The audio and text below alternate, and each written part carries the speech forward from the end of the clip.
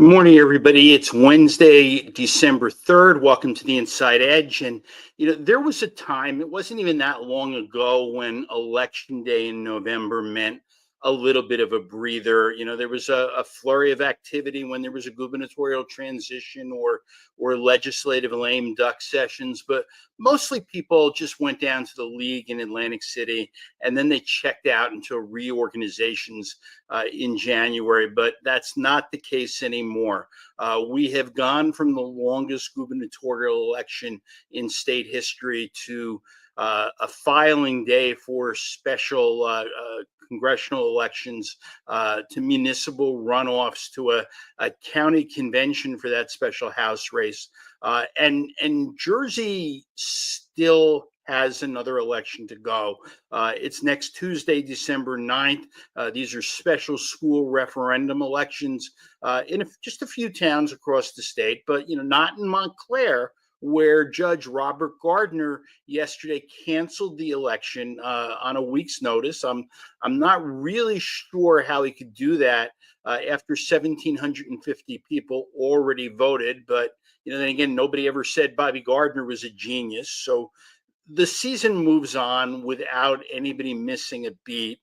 James Solomon becomes Jersey City's 50th mayor, the first new mayor in 12 years, and he did it by a 2-to-1 margin. Brought in control of the city council. Emily Jabor won in Hoboken. Andrea Hyatt unseated the two-term mayor of Hillside by a 2-to-1 margin in the runoff. For Jersey City and Hoboken, these were the first December runoffs. Jersey City moved from its nonpartisan municipal elections. They went from May to November in 2017. Hoboken did it in 2013, but they didn't bring runoffs back until 2018. So I want to share some numbers with you. Jersey City cast about 64,500 votes in November, a turnout of about 37% in a gubernatorial election. Yesterday, the turnout was around 35,000. Turnout was about 20%, a drop off of 17 points. In Hoboken, there were about 12,000 votes cast. That's down from 19,500 in November. That's turnout down from 46% to 28%.